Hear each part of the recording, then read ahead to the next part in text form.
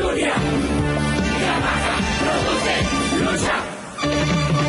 Lucha con firmeza. Lucha con firmeza. Por tu tierra, patria. Por tu tierra, Perú. Ayuda al terruño que te vio nacer. Costa, sierra y selva, unidos.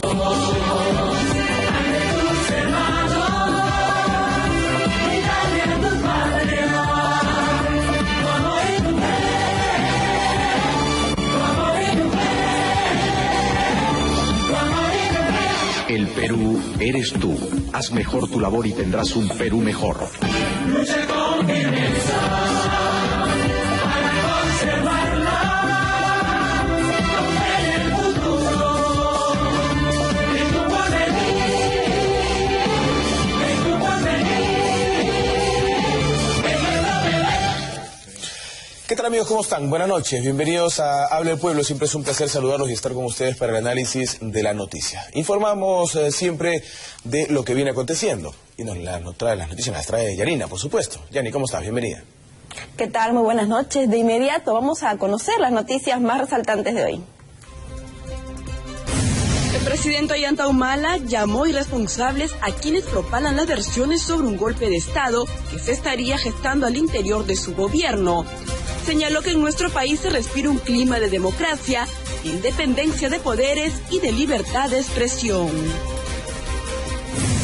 El procurador Joel Segura confirmó que en el caso de narcoindultos existen 23 casos que están incluidos en 16 expedientes y que todos evidencian que hubo pago a favor de su conmutación, por lo que dijo es un error que traten de minimizar el proceso. Un oficial del Ejército del Perú y 2 subalternos fueron acusados de haber adulterado actas que permitieron la salida de un paquete de granadas y municiones de polvorín de Cruz de Hueso, pero que nunca llegaron a los cuarteles de la capital. La información fue confirmada por el ministro de Defensa, Yaque Balaquivi. En una carta firmada por 14 agrupaciones políticas, los líderes de dichos grupos expresan su adhesión al sistema democrático y respeto al gobierno actual, democráticamente constituido. Y piden también a los diversos poderes del Estado que hagan respetar su autonomía e independencia, así como los ascensos en las Fuerzas Armadas. La vicepresidenta de la República, Marisol Espinosa, se refirió al habeas corpus que beneficia a la primera dama Nadine Heredia y a otras 13 personas como una resolución que no se ajusta a derecho. Y tanto el Ministerio Público como el Poder Judicial están obligados a aplicar el derecho de manera estricta. Y esas fueron nuestras noticias. Adelante, Pepe. Muchas gracias, Yani. Yo quiero agregar una información porque ayer tratábamos aquí en el panel sobre este habeas corpus que extrañamente no solamente favorecía a la primera dama, sino a todos los involucrados en el caso.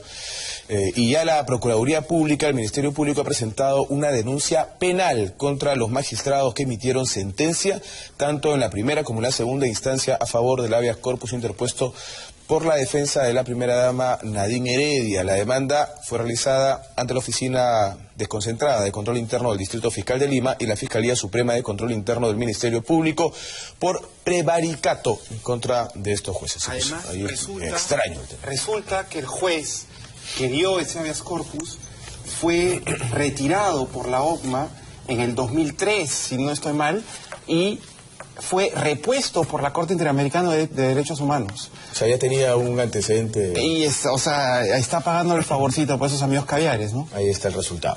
Hoy queremos empezar de manera diferente. Hoy es el Día Internacional de la Democracia. Desde el año 2007 se instauró el Día Internacional de la Democracia los 15 de septiembre.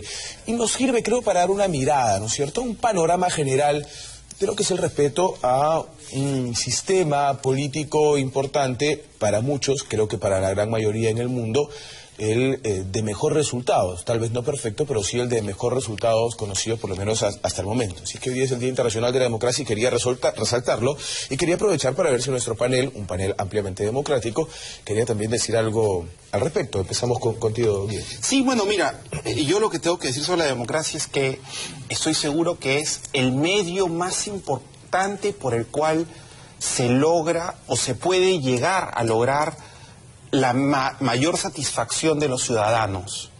Pero no debemos olvidarnos que la democracia es un medio en sí mismo para lograr un fin. No es un fin. No es un fin. Yo tenía un profesor de matemáticas que decía que las matemáticas eran un medio para lograr entender ciertas cosas, no debían ser un fin en sí mismo. Y hay que cuidar este medio y protegerlo, porque es el mejor hasta ahora, ¿no? Es lo mejor que se conoce, pero es un medio. Es un medio. Don Pedro Gamio, bienvenido. ¿Qué puede decir usted? Don Winston Churchill no se equivocó cuando decía que se había demostrado en el mundo, justamente a raíz de lo que ocurrió en la Segunda Guerra Mundial, que la democracia política era el menos malo de los sistemas políticos y se centra en la soberanía del pueblo. Pero ahí viene una reflexión. La base, la columna vertebral de la democracia son los partidos políticos. Y si los partidos políticos no procesan las demandas sociales, la mayor parte de los ciudadanos no se adhiere a ellos y no existen garantías de procesos que respondan a que los mejores ciudadanos participen de la vida política, tenemos que preocuparnos. Y creo que la democracia del Perú nos llama a reflexión, nos llama a la necesidad de construir instituciones, mejorar prácticas y hacer que el ciudadano de a pie sienta confianza que la política puede volver a ser signo de docencia y decencia. Es un placer siempre saludar al doctor Héctor Vargas Saya. Hoy Día Internacional de la Democracia, un hombre que tanto lucha por conseguirla. Doctor Vargas Saya, bienvenido, buenas noches. ¿Qué reflexión por el Día Internacional de la Democracia? Una reflexión de tristeza. Hoy día es efectivamente el Día Internacional de la Democracia, pero para donde hay democracia, naturalmente. Nosotros los peruanos no sé de qué democracia podemos festejar. Pero es el Día Internacional, digamos, ¿no? Bueno, está bien, pero es internacional. Pero internacional abarca a todo el mundo. El Perú no es una nación exenta de la internacionalidad. Lo que quiero decir es que en el Perú no tenemos nada que festejar.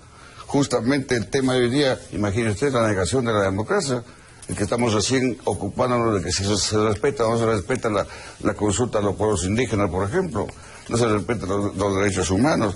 Es el país de la impunidad. Acaba de prevaricar unos jueces echando al tacho la prohibición, el derecho del fiscal de investigar de presuntos delitos de una persona. En fin, en momentos en que están acumulados.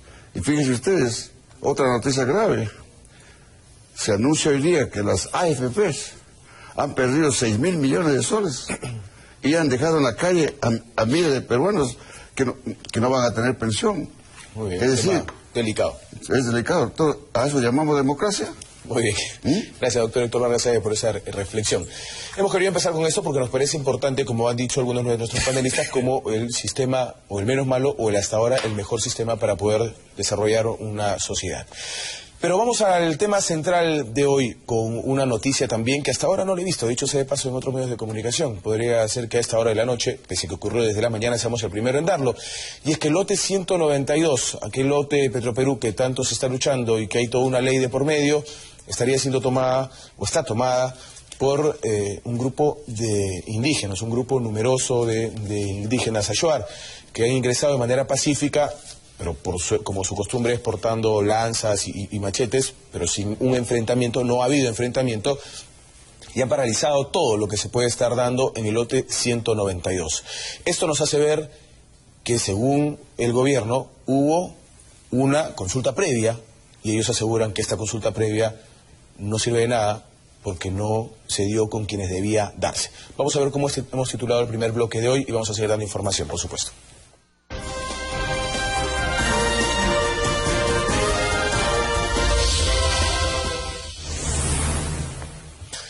Es un engaño a la consulta previa. En esta primera parte del programa les pido que en los primeros minutos nos centremos en el 192 por la noticia que les acabamos de dar, porque ha sido tomado justamente por estos señores Ayuar, y ya vamos a darles una nota de Juan José del Castillo y vamos a darles información también. Vamos a tratar de contactarnos con el presidente regional de Loreto, con el señor Fernando Meléndez, para que nos dé detalles de lo que podría estar sucediendo en la zona. Don Pedro Gamio, ¿es un engaño o no es un engaño la consulta previa en estos casos?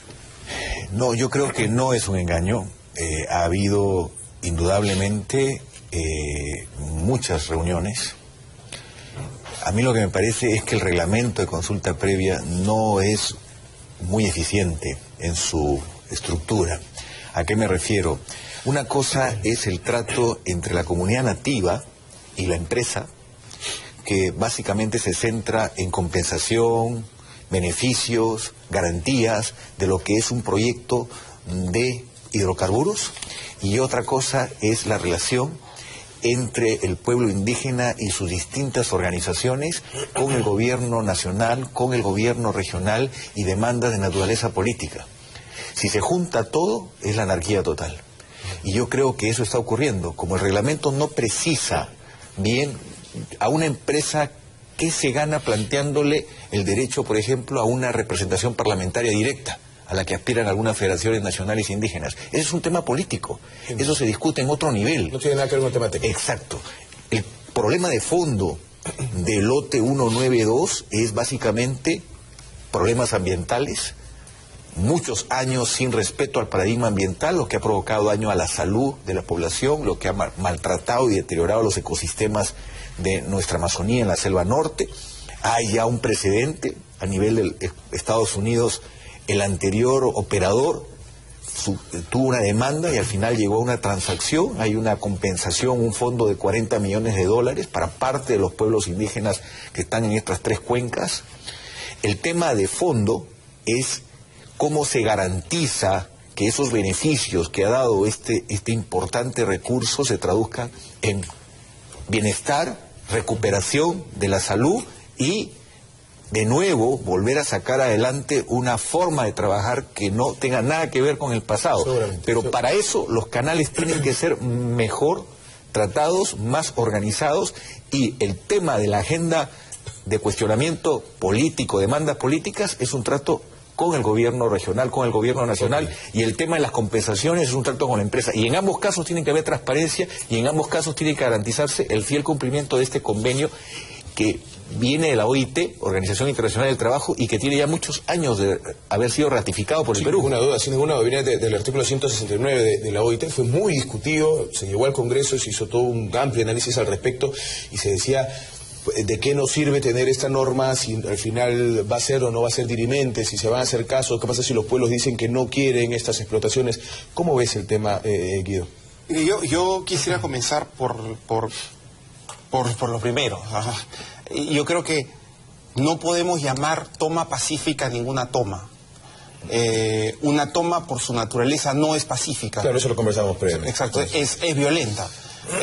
Cuando tú entras a propiedad privada y la tomas, así sea amenazando solo con tus manos, al final del día lo que estás haciendo es un acto de violencia que debe ser sancionado por la ley. Pero acá no se sanciona nada, pues, ¿no?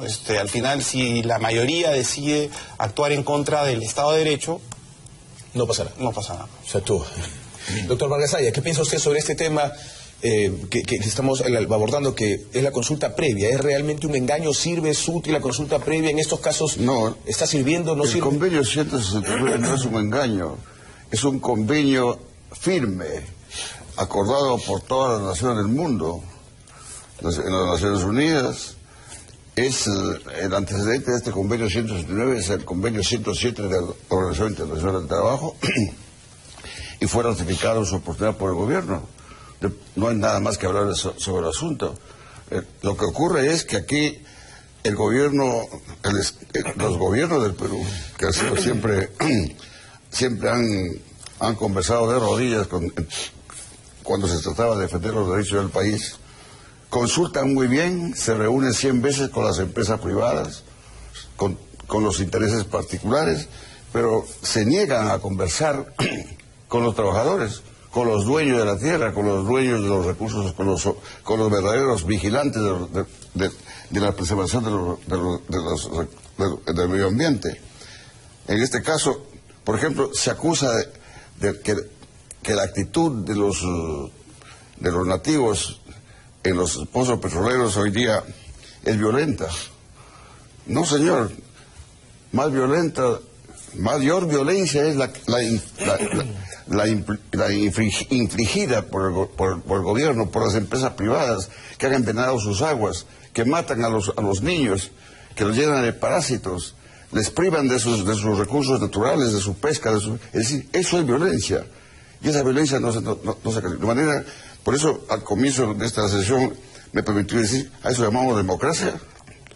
Y a veces nos permitimos escuchar, o escuchamos mejor dicho, que es una democracia joven, que es una democracia adolescente, que es una democracia imperfecta. No, señor, la democracia es o no es. La democracia de Perú no es imperfecta, ni joven, ni vieja, ni nada. Sencillamente no existe democracia. Esto es una estupidez, señor, afirmar que es democracia este país. Y termino señalando que el convenio 169 no es imperfecto. Es un convenio multinacional aprobado y ratificado por el Estado peruano hace 22 años. Hace 22 años. Y hace 22 años que seguimos discutiendo si el convenio, si la consulta debe proceder o no debe proceder. ¿Esto es democrático? El punto de la consulta previa, para ir al tema directamente que nos aboca en este bloque, es...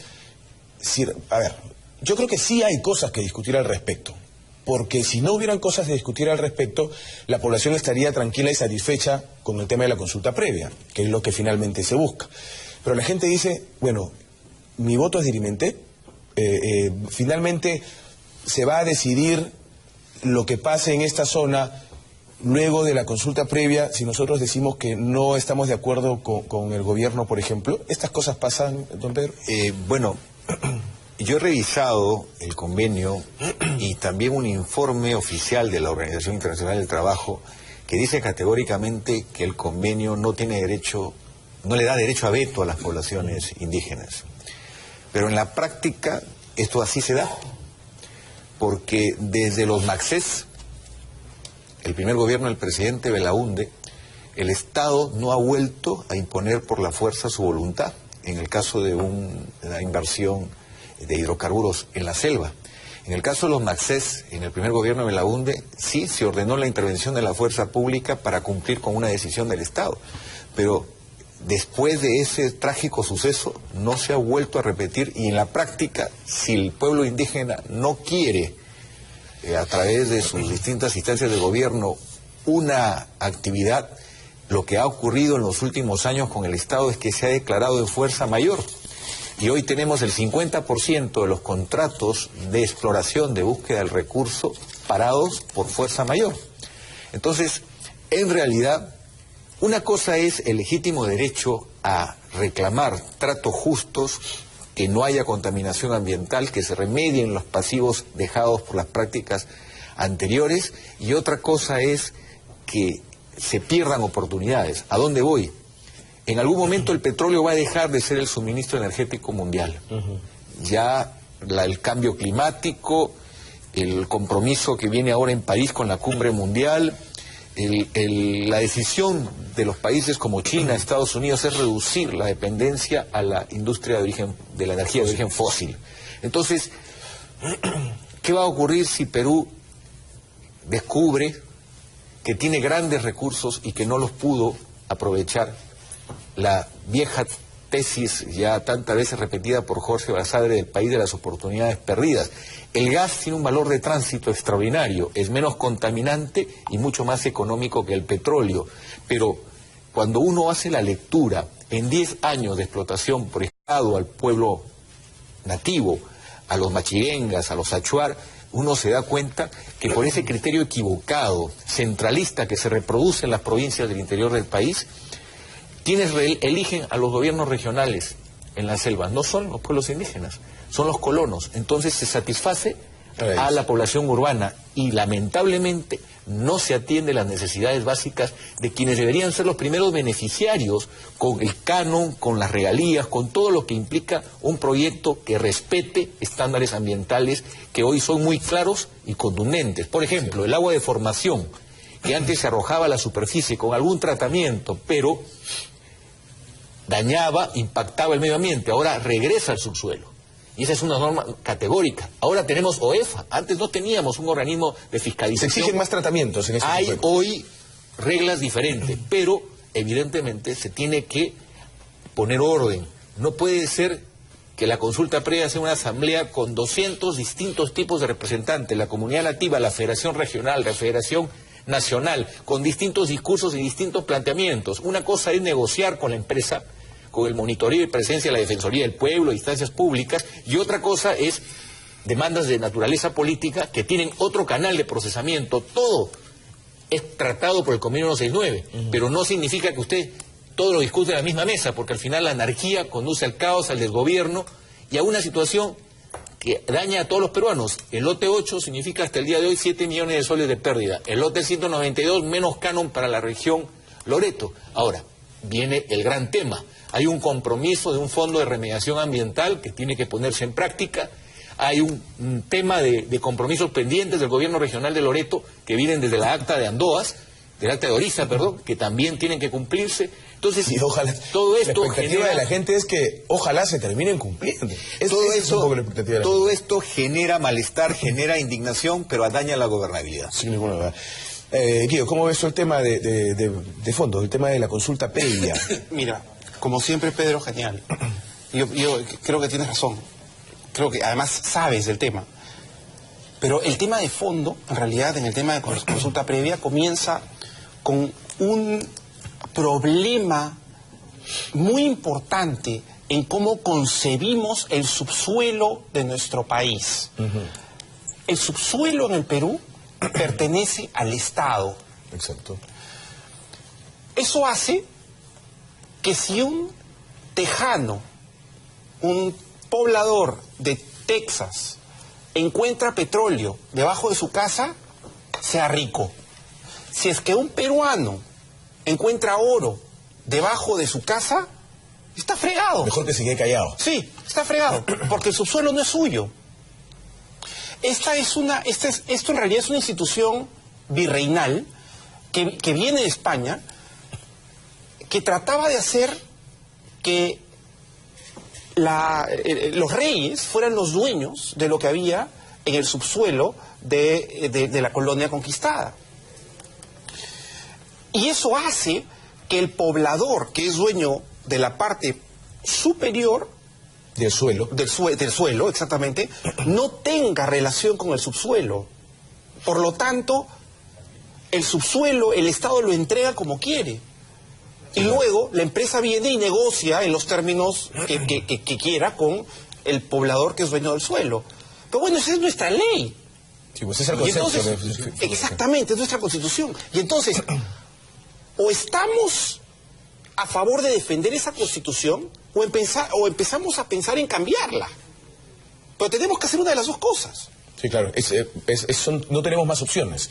Por el mismo concepto que has mencionado. O sea, no tenemos más opciones, porque el subsuelo efectivamente no es del poblador como tal. La tesis del doctor, parte de las tesis del doctor Hernando de Soto, pero la tradición romano-germánica, en la mayor parte de países que siguen esta tradición desde Roma y luego el derecho germano, es que los recursos del subsuelo pertenecen al Estado. Yo creo que más allá de ese aspecto, el problema es otro.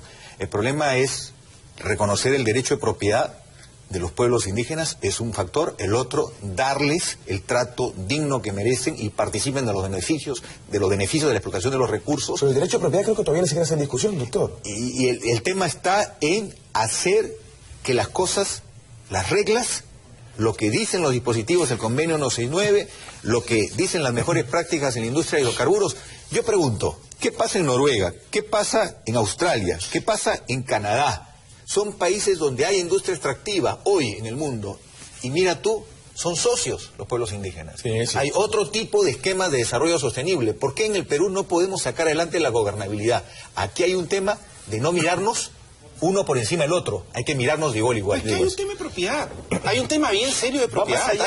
Hay un problema bien serio de propiedad. Mientras no sepamos a quién pertenece la tierra va a pertenecer a todos. Y entonces vamos a tener a gente como el doctor diciendo que lo que hay en el subsuelo pertenece a los pueblos, cuando en realidad, según la Constitución, pertenece al Estado. Ese puede ser un problema que tenemos todavía por discutir a profundidad, ¿no? A ver a quién le pertenece realmente el tema del subsuelo, si a los pueblos o al Estado. No se trata de discutir, yo creo que no está en discusión eso. Eso es desviarlo del tema.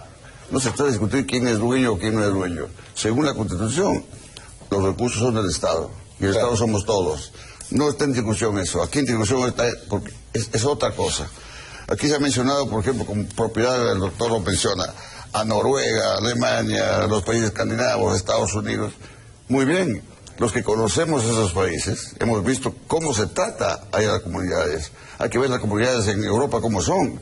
Hay que ver las comunidades cómo son verdaderas sociedades organizadas y respetables y respetadas en los Estados Unidos.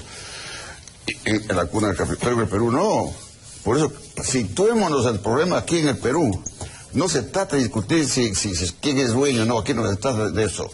Los mismos dirigentes de las comunidades han declarado en 100 oportunidades que ellos no se oponen a las inversiones. Ellos quieren las inversiones, necesitan las inversiones. Están llanos a aportar y ayudar, inclusive a ser, quién sabe, trabajadores de las empresas. Ellos lo han dicho en todos los idiomas y 1000 veces. Eso no está en discusión. El problema está que en el Perú tenemos una mentalidad patriarcal, una mentalidad de explotadores, una mentalidad de entreguismo. Esa es una mentalidad aquí, y lo vemos en todos los sectores, con algunas excepciones. Miren ustedes un ejemplo, como una última reflexión. Pluspetrol ha tenido estos pozos 40 años, al pozo... 192, sí. 40 años. Empezó explotando y llegó hasta 40.000 barriles diarios. Era Occidental, que luego le cedió. Muy bien. Llegó con menos de 10.000 barriles, abandonado y todo lo demás, y con las etnias enfermas, con parasitosis, sin sus recursos. ¿Cómo es esto? Sí, es un tema que lo hemos discutido y que lo conocemos. Quiero mostrarles antes de terminar el bloque, porque se nos ha ido el tiempo volando, un informe de Juan José del Castillo, para que sepan ustedes qué es lo que está pasando ahorita en el lote 192, y nadie más lo está diciendo. Adelante. En medio del escándalo. No le crea absolutamente nada, ¿no? Bueno, está ocultando algo. Tergiversan mucho.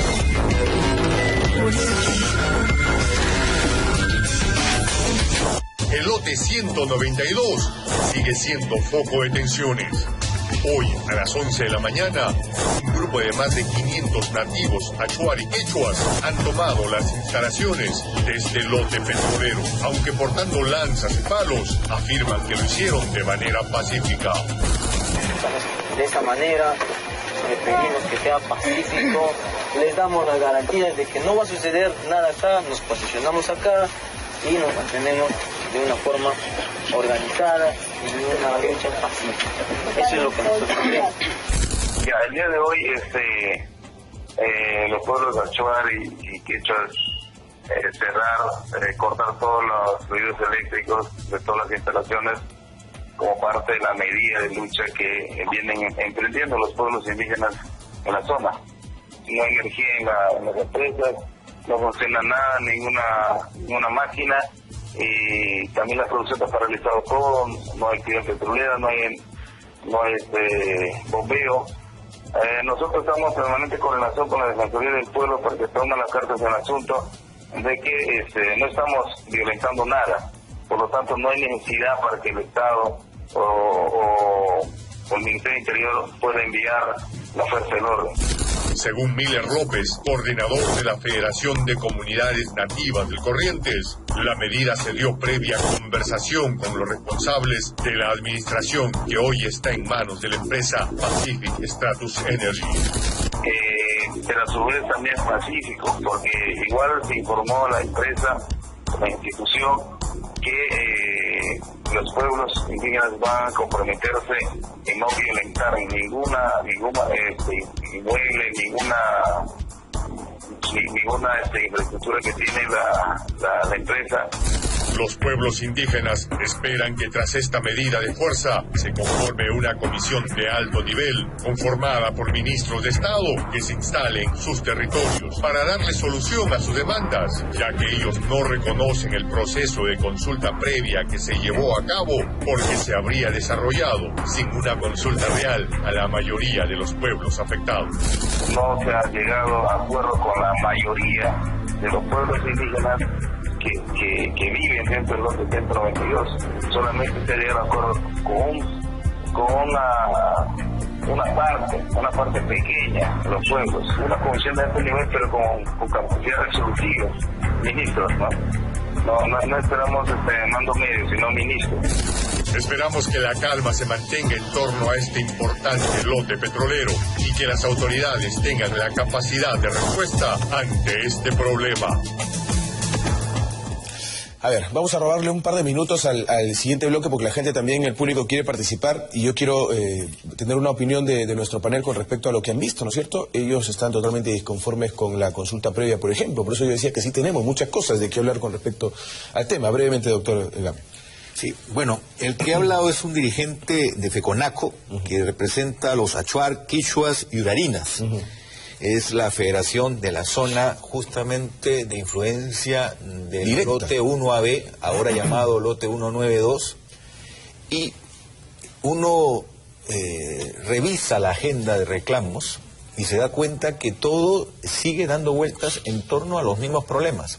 Es decir, por ejemplo, si se había cerrado un acuerdo de remediación ambiental, esto tiene que ponerse en marcha, porque ha habido tal descrédito por tantos acuerdos que se firman. Hay el testimonio histórico de que el gobierno regional lamentablemente no cumplió con lo comprometido justamente en el área. Entonces ya hay que pasar a un compromiso real, ya no bastan las declaraciones. 1, 2, hay que darle a las organizaciones indígenas, en particular a las comunidades directamente involucradas y directamente impactadas, mecanismos que signifiquen, por ejemplo, fideicomisos que garanticen que no va a haber marcha atrás en este programa de remediación que ya fue anunciado semanas antes. A eso hay que añadir el tema del rol de OEFA. OEFA ha impuesto multas, ha observado el plan de abandono del operador anterior. Se tiene que tomar conocimiento de esto y cómo se va a garantizar de que no va a evitarse o no se va a salir del cumplimiento de lo que se ha observado. Son 92 observaciones ambientales que tienen que ver con el que no se haya ejecutado las mejores prácticas en este lote, que es el lote más viejo de explotación de la selva norte del Perú. Y lo último que me parece muy importante es no dañar más la gobernabilidad del país, mostrar que podemos respetarnos entre peruanos y que los pueblos indígenas son un actor protagónico en la vida nacional. Si somos capaces de eso, este espiral de violencia puede afectar seriamente a un país que afronta el fenómeno del Niño, que va a golpear seriamente a nuestra economía, y por otro lado un calendario electoral y 1000 problemas que tienen que ver con corrupción, que tienen que ver... Entonces, estamos frente a una situación muy delicada y tenemos que poner honestidad, pero paños fríos también. Sin ninguna duda. Y yo escucho, brevemente escucho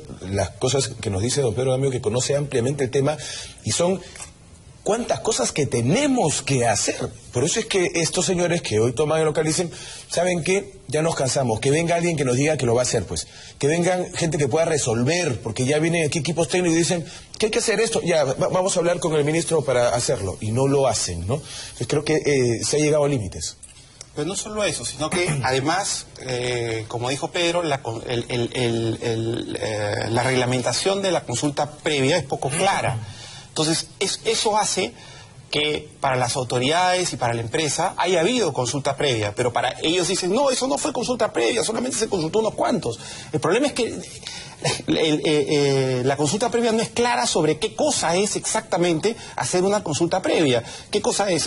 Es una votación general de todos, en donde todas las comunidades deben participar, son unos cuantos, son solo los dirigentes. Esa parte no termina de quedar clara, y eso hace que la falta de claridad hace que justamente la gente no tenga claro qué cosa es lo que está pasando y a quién se le va exacto. No se le cree a nadie, ¿no es cierto? Vamos con una llamada, doctor, y seguimos con usted. Hola, buenas noches. ¿Cómo está, señor? Bienvenido, rápidamente, por favor. Una opinión, ¿no? Adelante. De la consulta previa. Yo me pregunto si los nativos son los verdaderos propietarios de una fuente de riqueza, ¿por qué quitarle a ellos lo que les pertenece? Hay que darle invertir con ellos y que los que se convierten en socios, porque sencillamente ellos son los propietarios de ese inmueble. Ok, gracias por su llamada. Es justo lo que discutíamos hace un instante, pues el tema de la propiedad. Hola, buenas noches. Aló, señor, buenas noches. Señor, todas las empresas extranjeras son saqueadores. Toda la riqueza se lo llevan a otro país y al pueblo lo deja sin nada. Sigue siendo pobre para toda su vida. Ok, gracias por su llamada telefónica. Una última comunicación y viene el doctor Vargas Saya. Buenas noches. Aló, buenas noches. Sí, señor, bienvenido. Quiero hacer una observación. Ayer el panelista ha planteado de que el problema es la Constitución. Eso es cierto. Desde la primera Constitución de la República, con Bolívar, las comunidades originarias han perdido derechos. Y el convenio 169 no es vinculante. ¿Por qué? Porque el procedimiento no es consulta previa, sino es imposición forzada. Porque el procedimiento de la Dirección General de Energía y Minas es directa.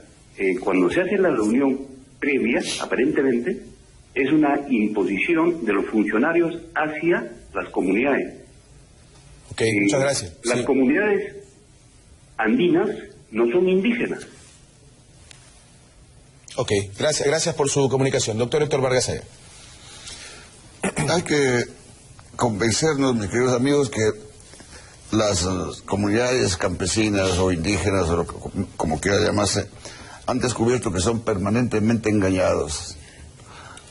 El gobierno o los gobiernos se burlan de ellos, los engañan.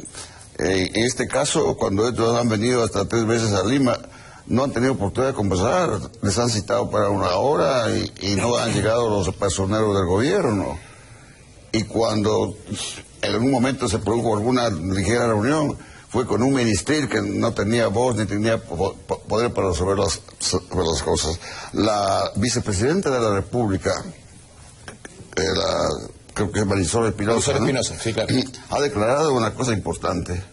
Ha denunciado que ella dice, por ejemplo, que el gobierno se entiende mucho mejor con los personeros de la entidad interesada en el contrato, en este caso con Pacific Stratus. Conversan, se reúnen, toman lunches, cambian ideas y palabras y todo, pero son renuentes a reunirse con los personeros de las comunidades. Y ellos se han dado cuenta. Ellos no quieren nada más que los respeten, que les entreguen, es decir, que no les envenenen sus aguas al medio ambiente. No quieren nada más. Y que cumplan con las promesas que les señalan, o con los mínimos requisitos de amparo a su salud, a su bienestar, etc. No quieren nada más, pero son víctimas de exclusión, víctimas de discriminación, que es muy común en este país, que es ancestralmente, que viene desde tiempos atrás. Muy bien. Y hablando de la señora Marisol Espinosa, antes de irnos al corte, ella ha solicitado, mediante un documento, al procurador Fuad Curi, que observe, que mire este tema del contrato entre el Estado y Pacific Stratus. Ha pedido que lo miren porque además dicen algunos que podría haber alguna vinculación entre la ministra de Energía y Minas y Stratus por unos correos que se enviaron unos a otros por un evento que hubo en el año 2012 y del que ella participó. Así que está en Contraloría observando y viendo este tema del contrato entre Perú y Pacific. Corte y regresamos con el siguiente tema, quien habla el pueblo.